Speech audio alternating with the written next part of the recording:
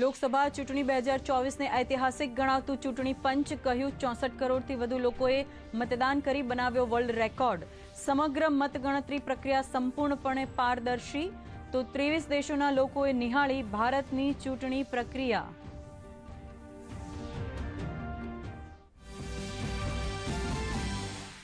સ્વેચ્છાએ ઉમેદવારી પાછી ખેંચવા પર ચૂંટણી પંચ હસ્તક્ષેપ ન કરી શકે તેમ જણાવતા મુખ્ય ચૂંટણી કમિશનર. સુરત અને ઇન્દોરની બનેલ ઘટના પર આપ્યો જવાબ, તો કોંગ્રેસ નેતા જયરામ રમેશે લગાવેલ આરોપ પર સચોટ માહિતી માંગતા રાજીવ કુમાર.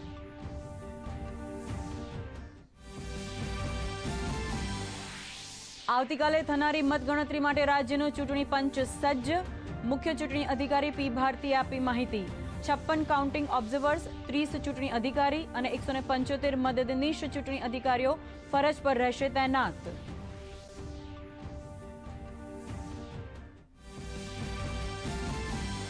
પશ્ચિમ બંગાળની બારાસાત અને મથુરાપુર લોકસભા સીટના 2 મતદાન મથકો પર ફરી મતદાન. બંને કેન્દ્રો પર 1 જૂને થયું હતું મતદાન. ગરબડીનો આક્ષેપ લગાવી વિપક્ષે કરી હતી પુનઃ મતદાનની માંગ.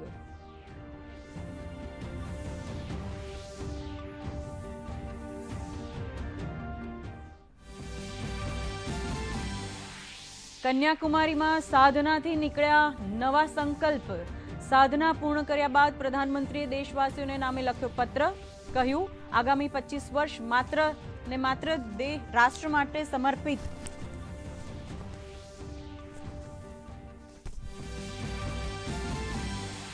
એક્ઝિટ પોલના રથ પર સવાર શેર બજાર. સેન્સેક્સ 2508 પોઈન્ટથી વધારા સાથે 76,469 પર, તો નિફ્ટી 733 પોઈન્ટ વધી 23,264 પર રહ્યો બંધ.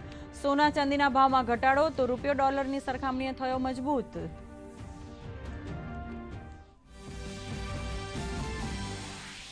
રાજ્યમાં વલસાડ, નવસારી, તાપી, ડાંગમાં આજે હળવા વરસાદની આગાહી. 8 અને 9 જૂને પણ રહેશે વરસાદી વાતાવરણ. અમદાવાદમાં 2 દિવસ રહેશે વાદળછાયું વાતાવરણ. તો હિમાચલ, રાજસ્થાન, મધ્યપ્રદેશ અને છત્તીસગઢના કેટલાક વિસ્તારોમાં ભીષણ ગરમીનું અનુમાન.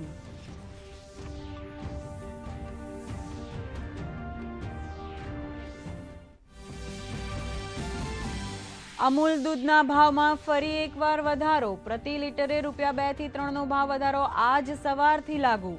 અમૂલ ગોલ્ડ, શક્તિ સહિત તમામ દૂધના ભાવમાં કરવામાં આવ્યો વધારો.